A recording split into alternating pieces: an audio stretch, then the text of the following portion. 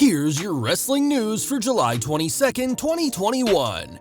And your headlines for today include: CM Punk is in talks with AEW for an in-ring return. Daniel Bryan signed with AEW, contract details and debut date leaked. Former ECW champion in AEW, Nick Gage and more big names in wrestling in AEW. Samoa Joe's WWE in-ring return set. Huge spoiler on surprise return during WWE NXT next week.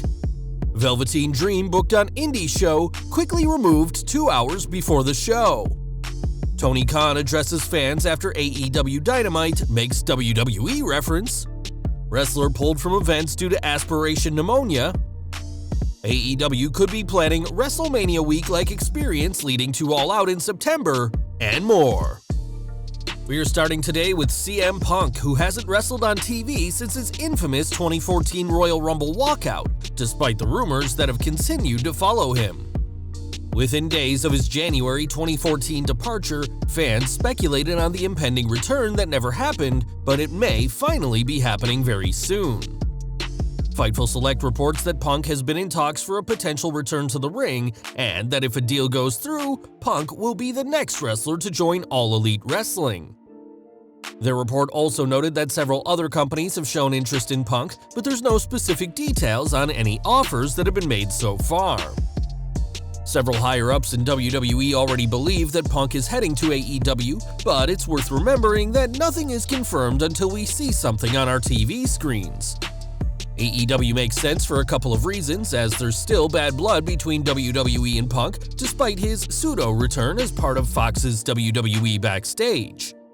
On that show, it was made clear that Punk was working for Fox, not Vince McMahon, as there's still tension all these years later. As one of the biggest names in wrestling of the past 15 years, Punk won't come cheap, and it's possible that only AEW and WWE have the capital to make his return to the ring worth his time. In December 2020, Punk said that interesting creative and fresh matchups could goad him into an in-ring return, something he's far more likely to find in AEW than his old stomping ground. It's also said that Punk and Tony Khan have been talking for 3 months now, so it's safe to say that things are pretty serious at this point. Punk has also expressed a desire to continue with the work he's doing right now, namely MMA commentary and acting, which we're sure AEW would be happy to work around to get him on the roster. Since leaving WWE, it's claimed that Punk has had his in-ring return already, supposedly competing at a freelance wrestling event in December 2015, working under a cloak, and in 2019 under a mask at an MKE wrestling event in Wisconsin. Neither of those returns can be 100% confirmed, however, as since leaving WWE, Punk has focused on his MMA career, where he's 0-1 with another loss overturned, and his acting career. As an actor, Punk has impressed in films including Girl on the Third Floor and Jacob's Wife, but the former WWE World Champion remains a wrestler at heart. Whether these negotiations lead to Punk's glorious return to the ring, albeit an AEW ring, remains to be seen. But there's no shortage of fans who'd love to see what he can do 7 years after his last televised wrestling match. Getting CM Punk on board would be a huge score for AEW, but he isn't the only former world champion who will be All Elite very soon.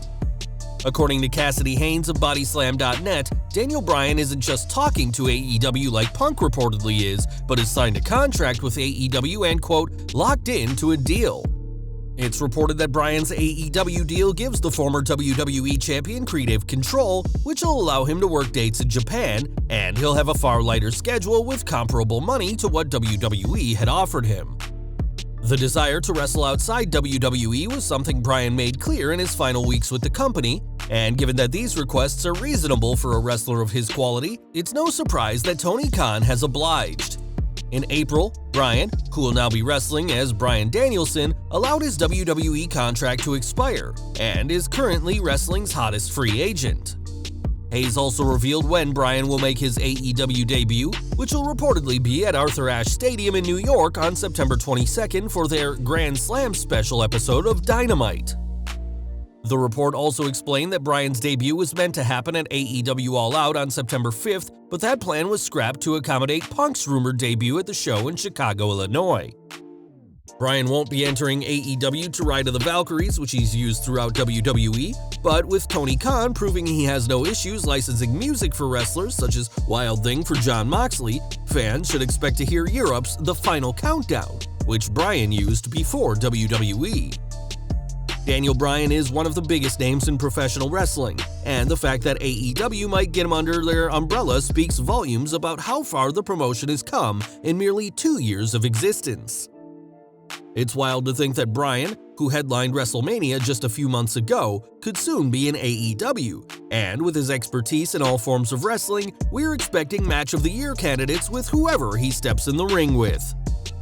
The signs of Bryan's debut have been there for a while, as on July 10th we reported how Bryan had been excluded from all future WWE projects including documentaries, merchandise, and video games, and that the references made to him during the Roman Reigns vs. Edge feud weren't signs of a return.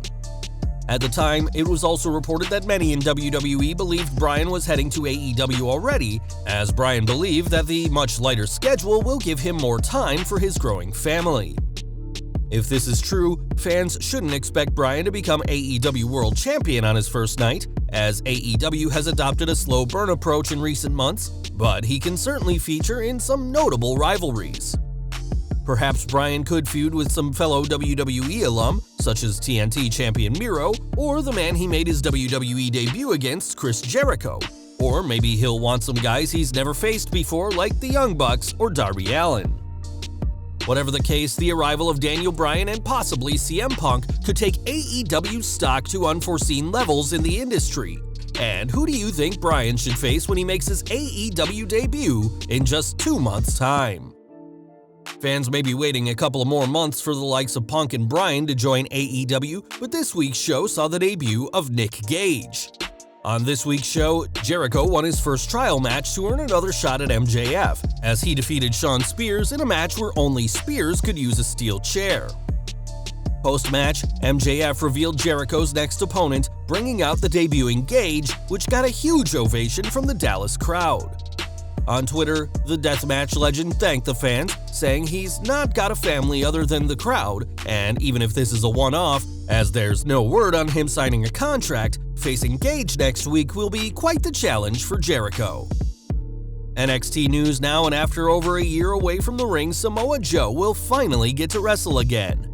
That's according to Dave Meltzer of the Wrestling Observer newsletter, and given his current storyline with NXT champion Karrion Kross, fans can expect the pair to compete for the title at TakeOver 36. Joe's last match was back on the February 10th, 2020 Raw, where he teamed with Kevin Owens and the Viking Raiders to lose to Seth Rollins, AOP, and Murphy. That same month, Joe would suffer a concussion from filming a Raw commercial, his second concussion in 2 months, and was suspended that same month for his first violation of WWE's wellness policy. Returning as a Raw commentator until his release this year, Joe returned on the June 15th NXT as William Regal's enforcer and hasn't shied away from getting physical. Since his last match, Joe has always insisted that his wrestling career isn't over, and that's clearly the case now.